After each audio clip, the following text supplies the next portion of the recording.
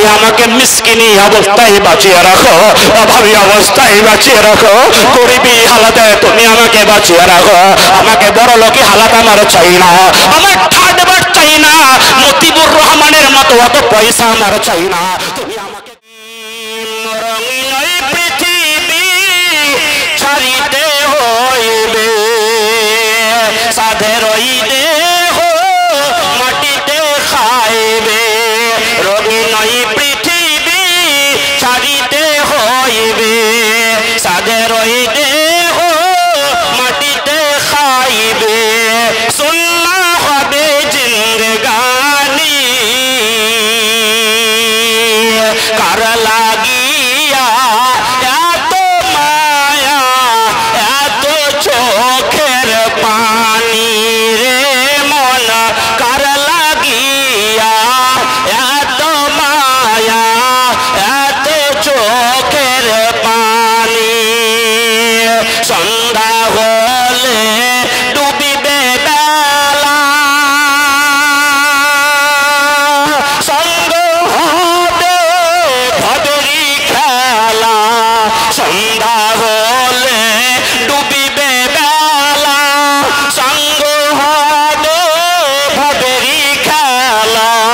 কেউ বা দিবে আখেরি গোসল, কেউ বা দিবে আখেরি গোসল, কেউ বা আনবে আতর দানি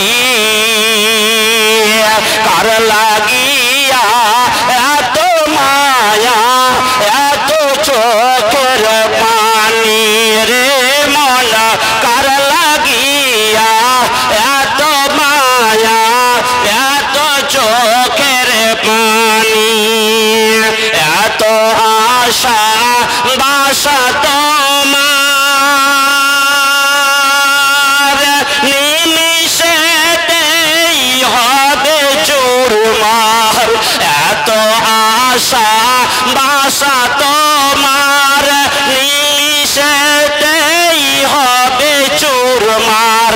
কেউ বা ডাকবে মামা বলে, কেউ বা ডাকবে মামা বলে, সারা তো দেবে না জননী কার লাগিয়া এত মায়া এত চোখের পানি রে মন, কার লাগিয়া এত মায়া এত চোখের পানি। রঙিন পৃথিবী ছাড়িতে হইবে, সাদের দেহ মাটিতে খাইবে। রঙিন পৃথিবী ছাড়িতে হইবে, সাদের দেহ মাটিতে খাইবে।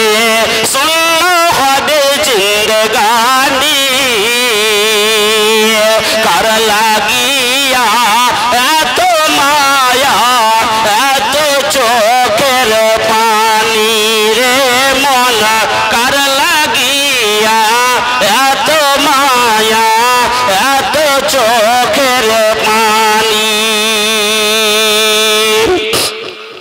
জনাব মোহতারাম ও মুকাররম সম্মানীয় সভাপতি সাহেব, মুআজ্জাজ ওলামায়ে কেরাম, সমবেত সম্মুখে বসে থাকা বয়োজ্যেষ্ঠ বয়োকনিষ্ঠ সমবয়স্ক ইসলাম দরদি মুসলিম ভাতৃবৃন্দ ও পর্দার অন্তরালের অবস্থানরতা সরলা সুধীরা, পর্দাশীলা ধর্মশীলা মা ও ভগ্নীগণ, মহান আল্লাহ পাক তাবারাকা তাআলার অসংখ্য প্রশংসা।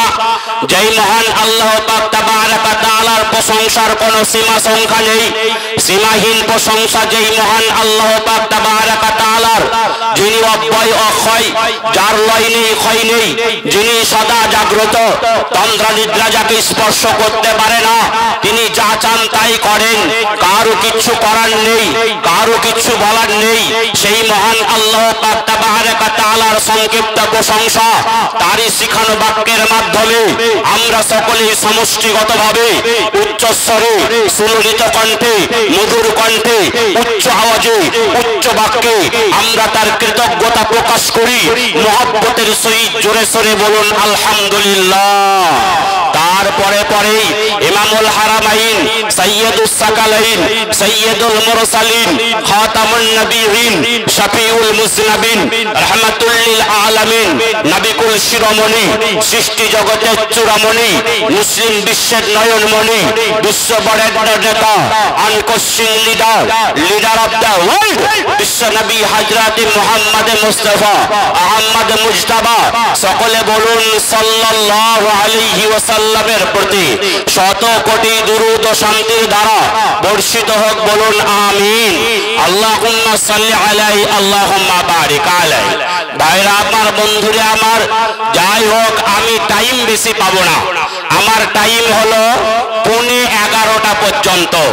এই 11:15 পর্যন্ত মানে 10:45 পর্যন্ত। এখন ঘড়িতে বাজে 9:25, মানে 1 ঘন্টা 20 মিনিট টাইম রয়েছে।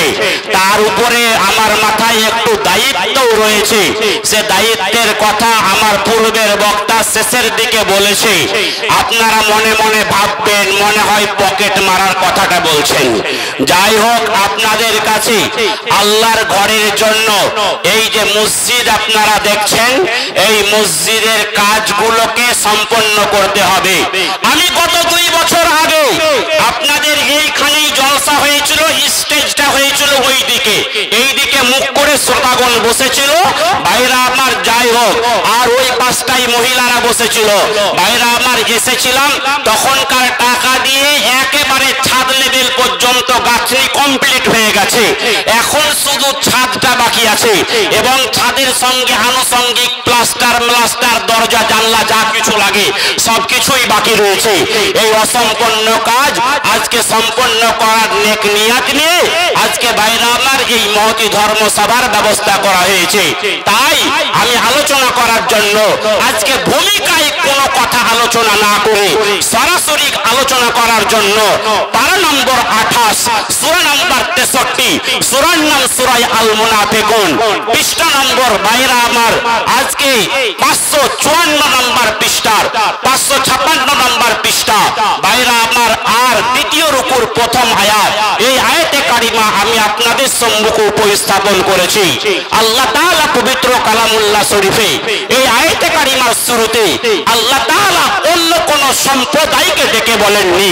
আল্লাহ তাআলা বলেননি ইয়া আইয়ুহান নাস, সকল মানব জাতিকে ডেকে আল্লাহ বলেননি। আল্লাহ তাআলা আজকে ভাইরা আমার ইয়া আইয়ুহাল্লাযীনা কাফারু বলে আল্লাহ তাআলা কাফেরদেরকে সম্বোধন করেননি। ইয়া আইয়ুহান নবী বলে আজকে নবীদেরকে আজকে আল্লাহ তাআলা আজকে সম্বোধন করেননি। আল্লাহ তাআলা ইয়া আহলাল কিতাব, আহলে কিতাবদেরকে সম্বোধন করেননি। তাহলে সম্বোধন করলেন কাকে? আল্লাহ তাআলা সম্বোধন করলেন ইয়া আইয়ুহাল্লাযীনা আমানু, হে ঈমানদারগণ, হে ঈমানের দাবিদারগণ। ঈমান কথাটা হলো আরবি ভাষা, এর বাংলা করলে হবে ঈমান মানে বিশ্বাস, ঈমান মানে বিশ্বাস, ঈমান মানে বিশ্বাস। বর্তমান সময় বিশ্বাস মানুষের বিভিন্ন রকমের রয়েছে। বলে কেমন কথা বললেন? আজকে একজন মদখোর, মদ খেয়ে মাতাল হয়ে আজকে চুর হয়ে ড্রেনে মুখ লাগিয়ে পড়ে আছে, ড্রেনে মুখ লাগিয়ে পড়ে আছে। অবস্থাটা কি? মদ খেয়ে মাতাল হয়ে আজকে যে মদ পান করে মদ খায় তার হিতাহিত কোনো জ্ঞান থাকে না। তাই তো আল্লাহ তাআলা মদটাকে স্পষ্ট ভাষায় হারাম বলে দিয়েছেন। মুসলমানের বাচ্চারা অর্থের গরম, টাকা পয়সার গরম, সম্পদের গরম আজকে মাতাল হয়ে বাইরে থেকে দেশে ফিরে আসে। যাই হোক, আজকে মদ পান করে, মদ খায়, আজকে ড্রেনে মুখ লাগিয়ে পড়ে আছে। তার দুরবস্থা দেখে আজকে যারা পথচারী রাস্তা দিয়ে যাচ্ছে তাকে লক্ষ্য করে বলছে, লোকটার যদি জ্ঞান থাকতো, হুঁশ থাকতো, তাহলে আজকে সে ড্রেনে মুখ লাগিয়ে পড়ে থাকতো না। সঙ্গে সঙ্গে ও কি বলছে জানেন? ও বলছে তোমরা যেখানে যাচ্ছ যাও, আমি যা আছি ঠিক আছি। আরে ড্রেনে মুখ লাগিয়ে পড়ে আছে, অথচ আজকে সেই মাতাল বলছে তোমরা যেখানে যাচ্ছ যাও, আমি যা আছি ঠিক আছি। এক শ্রেণীর মানুষদের কথা হলো আজকে আলেমরা, বক্তারা, ওরা যা বলবে বলুক গা, আমরা যা পারবো তাই করব। ভাইরা আমার, ওরা বকে যাবে, ওরা বকলে পারে ওটা কোর্টের কাজ, আমরা মানবো না মানবো এটা আমার কাজ। ভাইরা আমার, বন্ধুরা আমার, এটা হলো এক শ্রেণীর মুসল্লিদের অবস্থা। তাই তো জুমার দিনে আলেমগণ বিষয় ভিত্তিক আলোচনা করলেও আজকে সেই কথার প্রতি আমরা গুরুত্ব দিই না, আজকে সেই কথার প্রতি আমরা আমল করি না। আমাদের অবস্থাটা কেমন হয়েছে জানেন? একটা উদাহরণ দিলে বুঝতে পারবেন। ভাইরা আমার, স্বামী আর স্ত্রী দুইজন মিলে রাস্তায় চলে যাচ্ছে, যেতে যেতে হরিশ্চন্দ্রপুর রেলঘাটটা পার হয়ে রেল লাইনের ধার দিয়ে আসছে।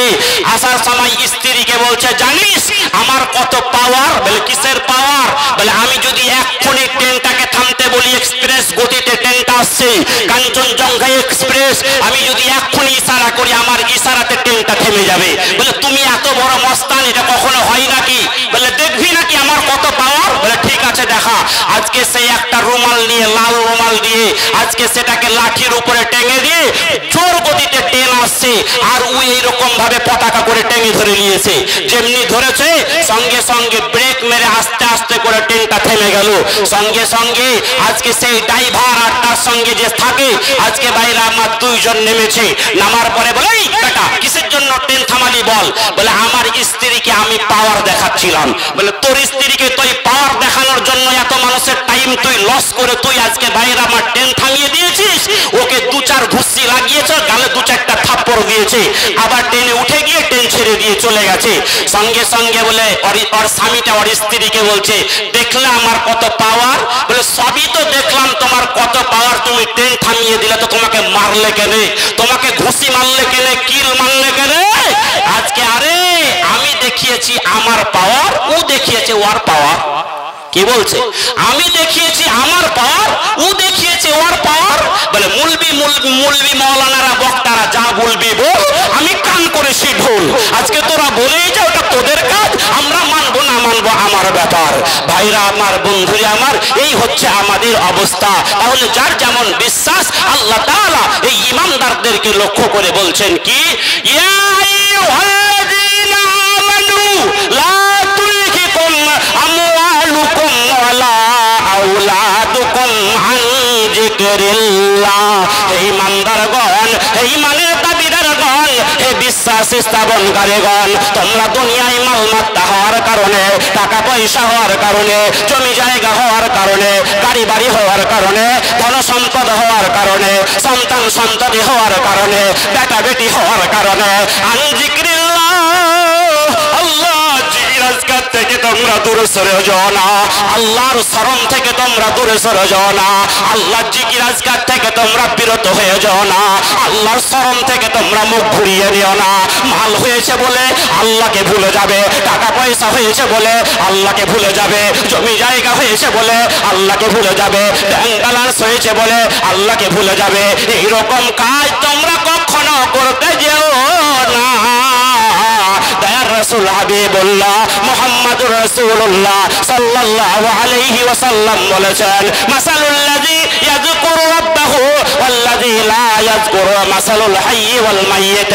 যারা দুনিয়াতে বেঁচে থাকার পরে আল্লাহকে ডাকে না, আল্লাহর জিকির আজকার করে না, আল্লাহর হামদ সানা করে না, আল্লাহর ইবাদত বান্দেগি করে না, আল্লাহর নবী বলছেন তারা হলো মৃত, তারা হলো মৃত, তারা হলো মৃত, তারা হলো মরা মানুষের নাই। আর দুনিয়াতে বেঁচে থাকার পরেও আজকে ভাইরা আমার কুলিগুড়ি করেও, আজকে রিক্সা চালিয়ে, কৃষি কাজ করেও, মাঠে চাষ করেও, লেভারগিরি খেটেও, রাজমিস্ত্রির কাজ করেও, আজকে যারা ভাইরা আমার, বন্ধুরা আমার, আল্লাহকে ডাকে, আল্লাহ স্মরণ করে, আল্লাহর জিকির আজকার করে, আল্লাহর উপাসনা করে, আল্লাহর আরাধনা করে, আল্লাহ তাআলা বললেন তারা হলো জীবিত। নবী আমার বললেন তারা হলো জীবিত, তারা হলো সজীব। ভাইরা আমার, বন্ধুরা আমার, আল্লাহ তাআলা বললেন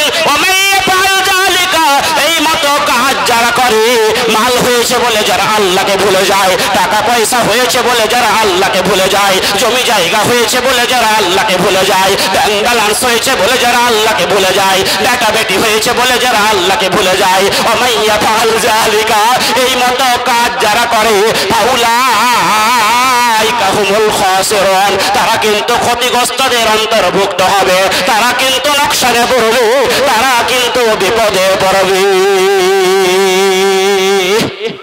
মাল হয়েছে বলে আল্লাহকে ভুলে যাবে, টাকা পয়সা হয়েছে বলে আল্লাহকে ভুলে যাবেন, জমি জায়গা হয়েছে বলে আল্লাহকে ভুলে যাবে, আল্লাহকে ভুলে যাবেন, এই রকম কাজ যদি করেন কাল কিয়ামতের মাঠে আপনি আমি ক্ষতিগ্রস্তদের অন্তর্ভুক্ত হব। ভাইরা আমার, বন্ধুরা আমার, কোরআন ও হাদিসের কোন জায়গায় অনেক আলেম বসে আছেন, তাদেরকে জিজ্ঞাসা করে দেখবেন আল্লাহ তাআলা কোরআন ও হাদিসের কোন জায়গায় আপনার মাল, আপনার ধনসম্পদ, আপনার টাকা পয়সাকে এগুলো আল্লাহ তাআলার পক্ষ থেকে আপনার জন্য রহমত এই কথা বলা হয় নাই। কি বলা হয়েছে? আল্লাহ তাআলা সূরা আনফালের এক জায়গায় বললেন কি, ইন্নামা আমওয়ালুকুম ওয়া আওলাদুকুম ফিতনাতুন, নিশ্চয়ই তোমাদের মাল ধন, নিশ্চয়ই তোমাদের টাকা পয়সা, নিশ্চয়ই তোমাদের জায়গা জমিন, নিশ্চয়ই তোমাদের গাড়ি বাড়ি, নিশ্চয়ই তোমাদের সন্তান সন্ততি, নিশ্চয়ই তোমাদের বেটা বেটি, এগুলো হলো একটা ফিতনা, এগুলো একটা তোমাদের জন্য পরীক্ষার বস্তু। আল্লাহ তাআলা মাল ধনকে, টাকা পয়সাকে, জমি জায়গাকে আল্লাহ তাআলা আজকে রহমত বলেন নাই, ফিতনা বলেছেন, পরীক্ষার বস্তু বলেছেন। এবার একটা কথা বলছি, কথা ভালো করে বুঝবেন। মাল ধন ভালো জিনিস নয়। মাল ধনকে যদি আপনি সন্তান সন্ততি, বেটা বেটি, ধন সম্পদকে যদি আপনি সঠিক রাস্তায় ব্যয় করতে পারেন তো ভালো। যদি আপনি সঠিক রাস্তায় ব্যয় না করতে পারেন, আপনার এই মাল আপনার জন্য ধ্বংসের কারণ হয়ে দাঁড়াবে। আপনাদের কি জানা নেই, আল্লাহ তাআলা মুসা আলাইহিস সালামের জামানায় একজন মানুষকে ওয়াঢেল মাল দিয়েছিলেন, ওয়াঢেল মাল। আজকে তার অ্যারেঞ্জের চাবিগুলো বহন করার জন্য 70 জন বড় বড় শক্তিশালী মানুষের প্রয়োজন পড়েছিল। আজকে তার নাম কি? তার নাম হলো কারুন। জানেন কি জানেন না? কারুনকে আল্লাহ তাআলা ওয়াঢেল মাল দিয়েছিলেন। আজকে যখন তার মাল পরিপূর্ণ হয়ে গেল, তার কাছে যখন মালের যাকাত চাইতে গেল, মালের যাকাত তো দিলই না, উপরন্তু আজকে বাইরা আমার মুসা নবীকে অপবাদ দেওয়ার কারণে, আজকে বাইরা আমার তাকে অপমান করার কারণে আল্লাহ তাআলা কারুনকে আর কারুনের মাল শুদ্ধ আল্লাহ তাআলা মাটিতে পুঁতে ধ্বংস করে দিয়েছেন। পানি দেন একটু। তাহলে কি বুঝলেন? আজকে এই মাল ধন আপনি যদি সঠিক রাস্তায় ব্যয় করতে পারেন ভালো, যদি না পারেন এই মাল ধন আপনার জন্য আজকে ভাইরা আমার, বন্ধুরা আমার, ধ্বংসের কারণ হয়ে দাঁড়াবে।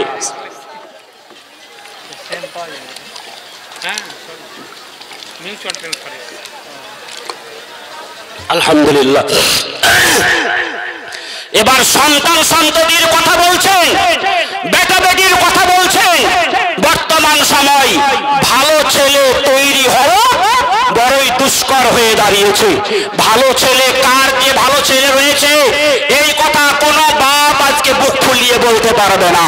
ভাইরা আমার, আমার সন্তানটা ভালো, আমার ছেলেটা নেককার, আমার ছেলেটা পরেশগার, এইরকম বুক ফুলিয়ে বলাটা বড়ই দুষ্কর। ভাইরা আমার, আপনি যদি আপনার সন্তানটাকে সঠিক রাস্তায় চালাতে পারেন তো ভালো, তাহলে আপনার এই সন্তান আপনার জন্য ধ্বংসের কারণ হয়ে দাঁড়াবে।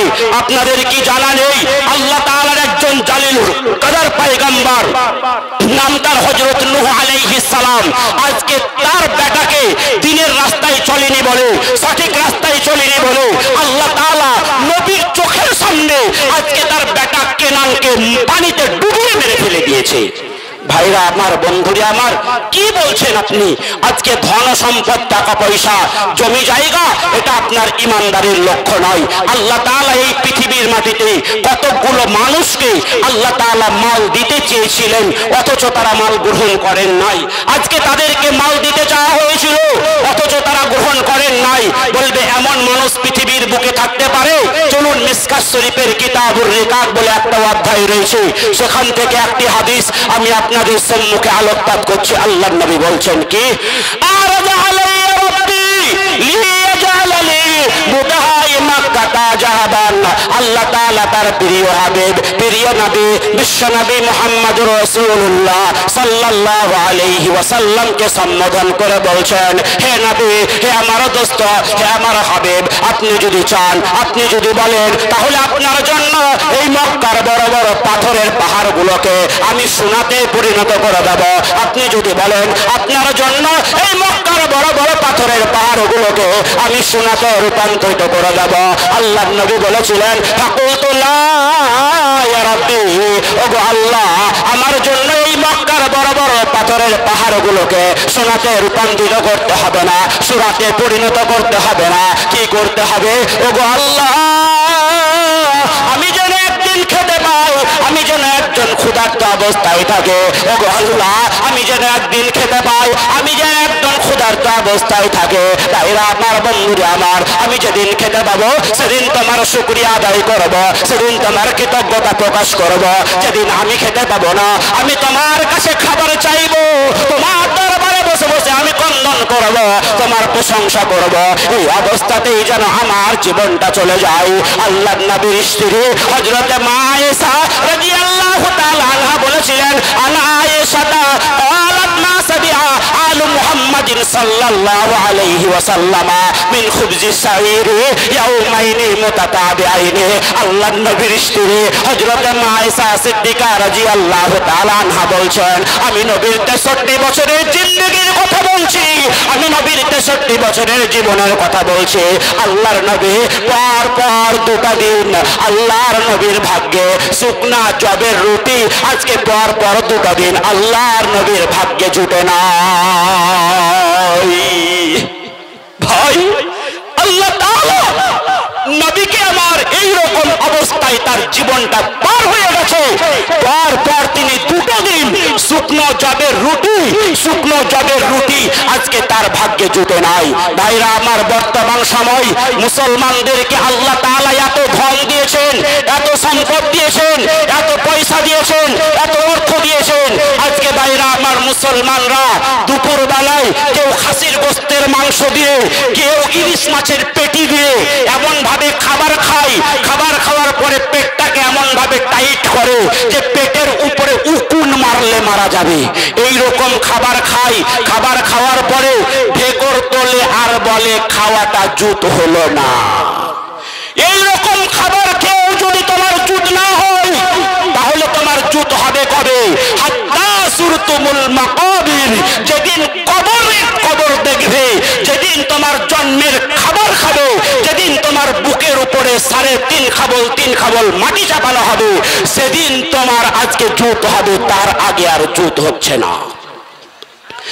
মুসলমানরা এত জন্মের খাবার খায়, নিজের বাড়িতে খেলে তো একটু হিসাব চিন্তা ভাবনা করে, কিন্তু পরের বাড়িতে দাওয়াত পেলে ও কত দূর পর্যন্ত খায়, যারা খায় তারাই জানে। ও তখন খাওয়ার সময় ওর লুঙ্গি যদি পরে যায় তো বাঁধনটাকে ঢিল করে, প্যান্ট যদি পরে যায় তো প্যান্টের বুতামটাকে খুলে বসে খায়।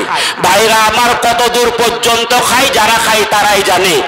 আর একটা স্টাইল বর্তমান সময় দেখতে পাওয়া যাচ্ছে, তারা কিছুটা খাবার খায়, যতটা খায় তার চাইতে বেশি নষ্ট করে। কথা ঠিক কি ঠিক নয়? ভাইরা আমার, এই খাবার নষ্ট করা এটা মুসলমানদের চরিত্র নয়। খাবার নষ্ট করা এটা মুসলমানদের চরিত্র হতে পারে না।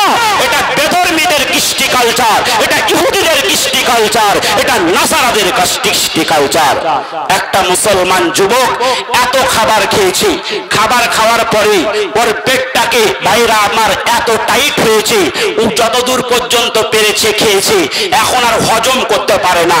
ওর বন্ধু বান্ধবদের জিজ্ঞেস করছে, ভাই আমার তো আর হজম হচ্ছে না, তো কি করব বল? বলে ডাক্তারের কাছে চলে যা, ডাক্তার যে পরামর্শ দেবে ওই পরামর্শ অনুযায়ী চলবি।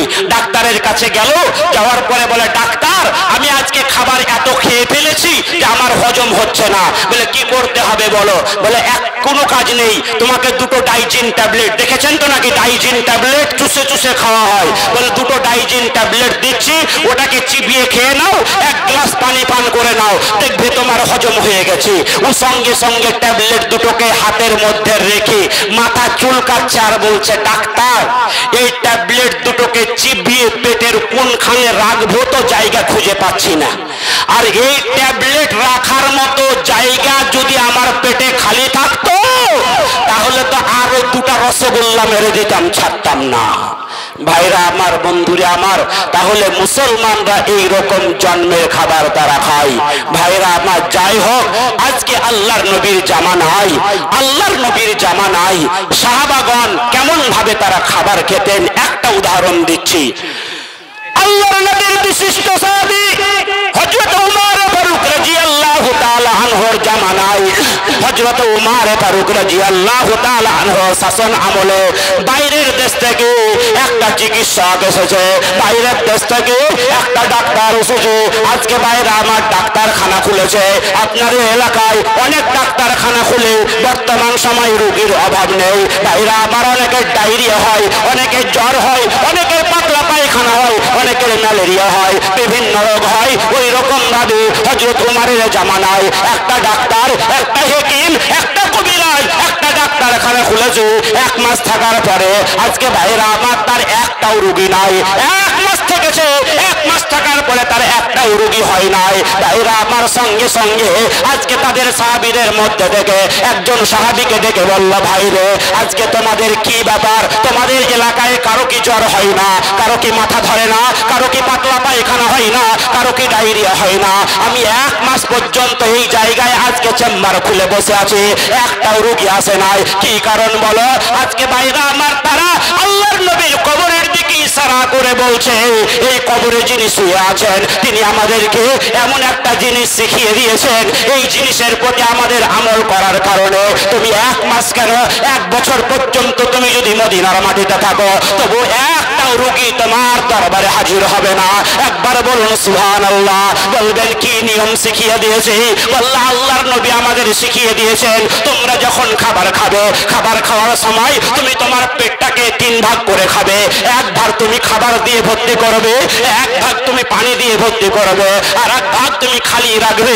বাইরা আমার যাতে করে তুমি আল্লাহর ইবাদত বান্দেগি করতে গিয়ে তোমার কষ্ট না হয়, চলাফেরা করতে গিয়ে কষ্ট না হয়, উঠতে বসতে যেন তোমার কষ্ট না হয়। তাহলে তুমি 1 ভাগ খাবার দিয়ে পানি ভর্তি করবে, 1 ভাগ পানি দিয়ে ভর্তি করবে, আর 1 ভাগ তুমি আজকে চলাফেরা করার জন্য, হজম করার জন্য 1 ভাগ তুমি খালি রাখবে।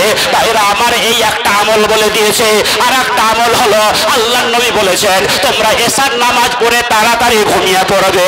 এশার নামাজ পড়ে আজকে তোমরা আড্ডা দিবে না, এশার নামাজ পড়ে তোমরা গল্প গুজব করবে না, এশার নামাজ পড়ে তোমরা আজকে বাইরা আমার যেখানে সেখানে বসে আজকে তোমরা চায়ের দোকানে বসে টাইম পাস করবে না। বাইরা আমার বন্ধুরে আমার এশার নামাজ পড়ে তোমরা তাড়াতাড়ি ঘুমিয়ে পড়বে, সকাল সকাল উঠে পড়বে, ফজরের নামাজে অংশগ্রহণ করবে। আল্লাহর নবীর এই দুটো আমল মানার কারণে